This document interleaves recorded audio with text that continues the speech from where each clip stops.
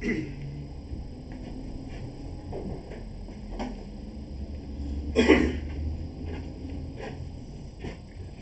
morning, everybody. Happy Thursday to everyone. Been talking about lately how to overcome objections. I want to think about it. I can't afford it. Today's not a good day. Objections at the front door. So today I want to chit chat about you can't use my checking account. I don't want you to have my savings account. That's personal information. Somebody messed me up before. The bank calls me to overdraft my account. I don't want nobody doing that again. I don't want to do it. No. So you need to take a couple steps back and you need to say, why are they saying that? So instead of you going in and telling them why they should do business with you and telling them why you got the best program in town, my thought is that why don't we discuss a little bit what happened with them? Was it another insurance company? What did they actually do wrong to cause the problem? So before you can fix something, or before you can tell them why yours is better or why they should do it your way, you need to kind of figure out what went wrong before that's making them be on the defense with you today. So you can tell them all the stuff you want to hear, how great your program is, how cheap your plan is. You need to address why they're telling you, no, you cannot have my information. The most ironic thing about it is that they want to pay you quarterly, and on the bottom of the check has all of their information. So you take a step back and you think, it's not that they really don't want to give you their information because it's on the check, yet they may not realize that or put that together. Somebody hurt them before, they misunderstood something before, something happened, and right now they don't trust. It's not got nothing to really do with you yet. It's got to do with the person that was there before. So you need to kind of diagnose the situation and figure out how are you going to attack this here. Now, when they sit and say, no, I don't want you to use my checking account, I don't let nobody go on my account, there's a three little letter word called why. Okay? Now, you can say, may I ask you why you have those strong feelings?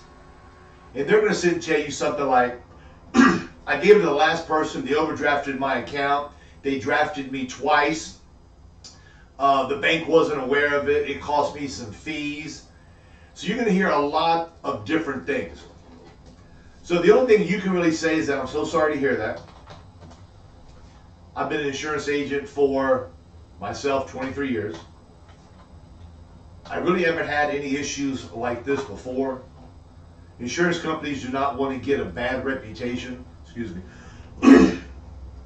Insurance companies don't want to get a bad reputation, so they're going to do whatever they can to do things the exact correct way, because nobody wants bad publicity on themselves, especially an insurance company that's been around for, depending on the carrier you go with, for over 100 years. Can you tell me why? Well, I gave it to the guy, let's say it was another insurance agent. I gave it to another insurance guy, and he put it in too early. Okay. So it really wasn't the insurance company, it was the insurance agent.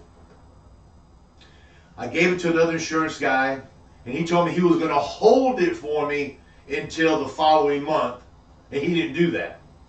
Okay? You're just listening. It's not the insurance company, it is the insurance agent. I told him to go on and draft it next month on the 3rd, yet I didn't have enough money in the account. It's her fault, not the insurance company's fault. So you need to kind of digest that stuff. You kind of like think about it and say, well, basically what I've heard, it looks like it wasn't an issue with the bank. It doesn't look like it was an issue with the bank. It looked like it was an issue with the other insurance agent and just a misunderstanding. Now, now you got to sell yourself a little bit. You've actually found out the reason why. Now you got to sell yourself a little bit to let them know that you are the right person to do this for them. You need to find out if they have any other coverage. Has this been an issue of why you have not wanted to start another policy?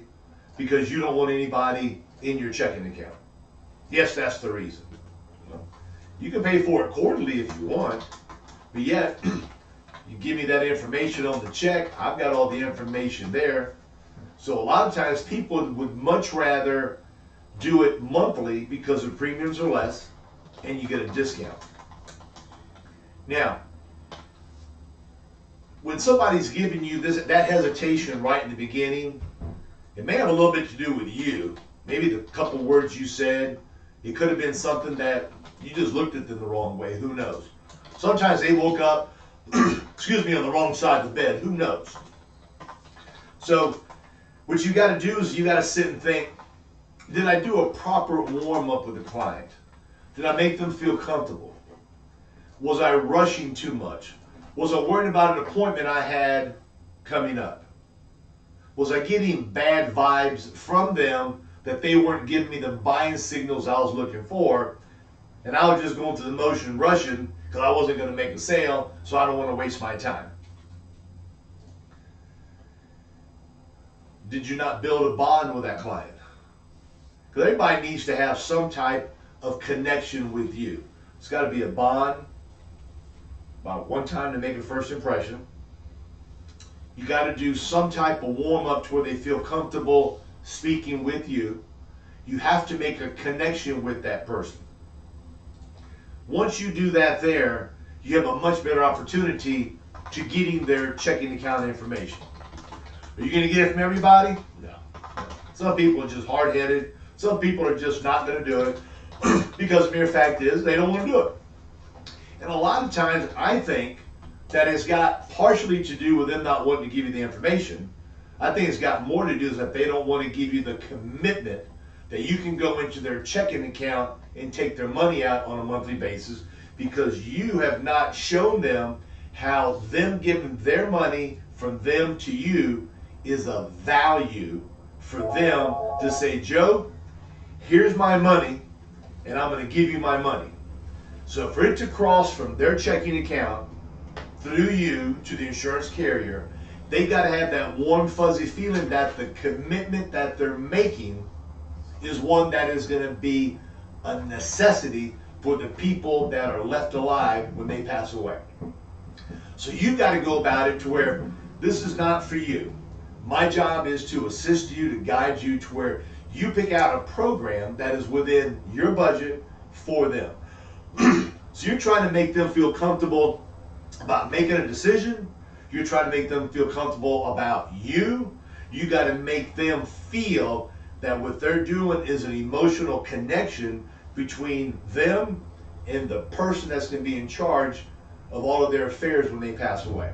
So there's a couple of things you got to attack. It's not what you call, my name is Joe, I work for this company here, I'm going to get you this, and it's only $19.95 a month. You got to take your time. You cannot rush. Yet before you can move forward to complete the application, you must, no matter what the rebuttal is, no matter what their headache is, you've got to address it, discuss it, have them talk to you about it, ask them, did I explain it to you properly? Do you feel more comfortable this way here? Is this something that you are willing to do now since we talked about it? If they say, well, I'm really not sure, how do you do a presentation? Probably wasting your time. You need to address what you know is holding them back from moving forward. Please do not do an entire presentation, get them on the phone to do a point of sale interview, and when they ask you for the checking account information, you tell the client, ma'am, I need your checking account. Because there's a very good possibility they're going to tell you, I don't want to give it to you. I didn't know I had to do that. You told me I didn't have to pay today. You told me you can postpone it till next month on the 3rd. So what have you done? You wasted your time. Okay? Now, before you do a point of sale interview, you need everything. Everything as if you're about to walk out of the house with a signed application. You want to have checking account, height, weight, social security. You want everything from them before you dial into that carrier. Basically, you want to do the same thing before you even do an iPad application. What do you go through the entire application, say, ma'am, I need your checking account, and then come up with that there? So to me, sometimes the best way to find out what's going to possibly happen during the presentation is to give them a roadmap on what you're going to be doing while you're there. That is something I like doing because I want to figure out if they tell me no at the end, I kind of want to know what that no is now so I can address it. Ma'am, I'm here today. You sent this card in. You told me at the front door that you're going to leave, that you're going to have your daughter in charge of everything. You told me her name is Marie. So what I'm going to do today, I'm going to ask you some personal health questions, whatever you and I speak about between you and I. Either I'm going to put you with the company, or I'm going to do a phone interview. I may do a paper application. I may do an iPad application on you. And I'm going to need your name, your social security, your driver's license. I'm going to need your medications, the medications you're taking now, medications you quit taking for the last 3 or 4 years. I need you to bring me the bottles. I don't need any money today. You said you get paid on the second Wednesday of the month. Payment's not going to start till next month on the second Wednesday. So I'm going to need your checking account or savings account so we can complete the application process to where we can get you coverage today. For all the things that I said, is it understandable? Do you have any questions? Right then and there, normally they're going to sit and tell you, oh, no. Nobody goes to my checking account. So now you got to take a step back and you got to sit and say, well, it wasn't me, okay? Yet, was it you? Did you warm up properly? Were you rushing? Did you not have a connection? Did you not do a good enough warm up? Do they not feel comfortable with you? Were they watching TV while you were speaking with them? Were they changing the baby's diaper when you were there? These are the things you need to kind of say, once you go on and finish and take care of your child, once you go on and take care of feeding your dog, can you please put that TV down a little bit lower because I don't want to speak too loud. You need their attention. You can't win against the TV. You're not going to win over their child or their pet. It's not going to happen. You may think you are, yet they're not totally listening to you. They're doing a little bit of listening and hearing, yet their mind is more on what they're doing then. So you want them to address that, take care of that, get it out of the way, so they can give you their full, undivided attention, or as much as what they're going to give you. Now, when they sit and tell you that I don't want you in my checking account or my savings account for whatever reason they give you, you need to find out what the reason was, try to address and squash it. And as you're doing that, you want to tell them that I've been doing this for a long time.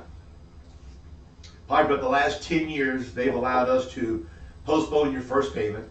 And the beauty about the companies I work with, either you can have it come out on the first or the third, the second, third, or fourth Wednesday. They set up their accounting based on when you get your check.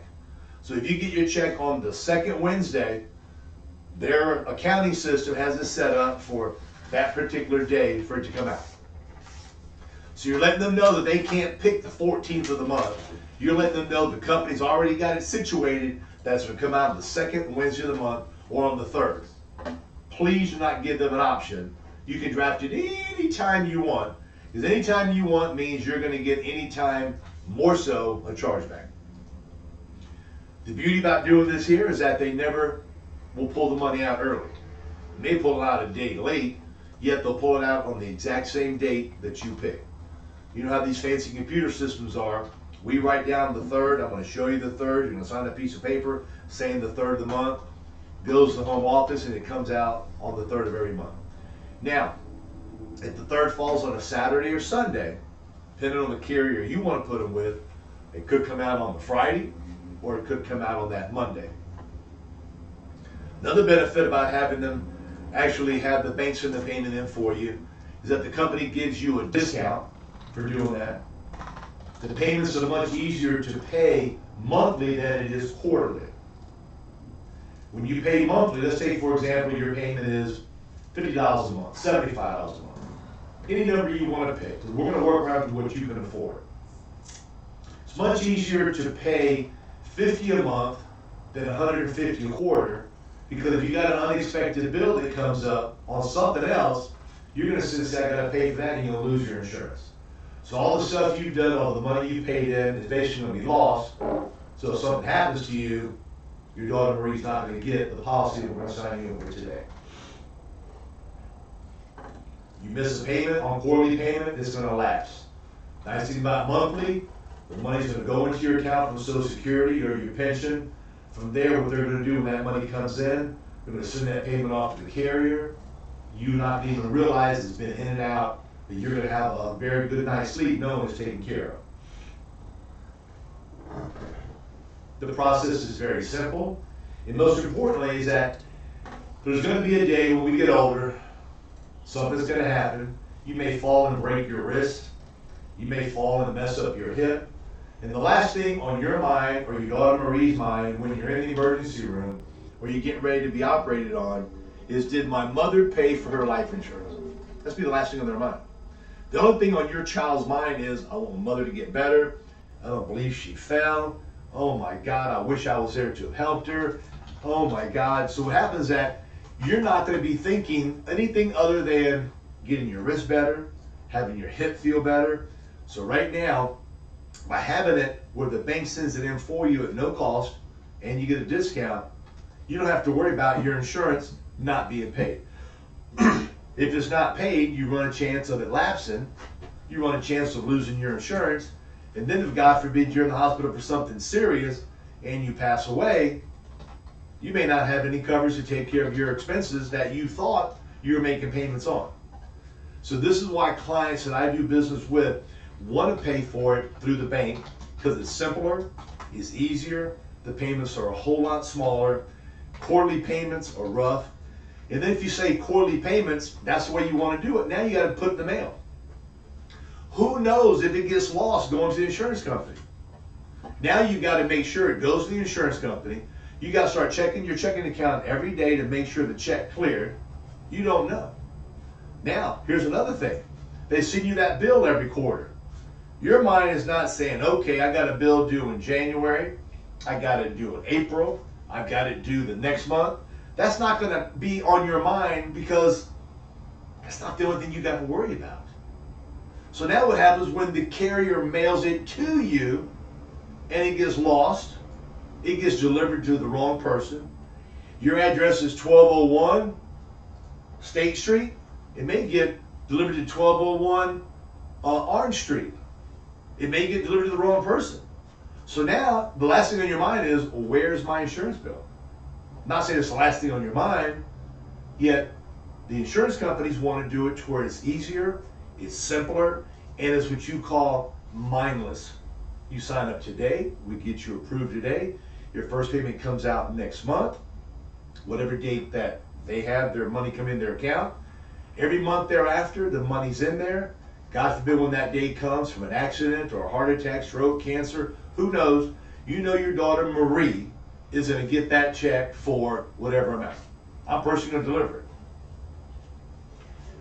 When you start talking about emotions, you must mention the beneficiary's name. Because if you say your beneficiary, the person, your daughter, the connection is there, but it's not as strong as if you say your daughter Marie, your son Anthony, your husband Vince. You've got to make that connection to where you have a bond for them. Because they're saying, I'm going to be giving this money to an insurance company every month. I'm not really going to benefit from it because I'm not going to be able to spend it.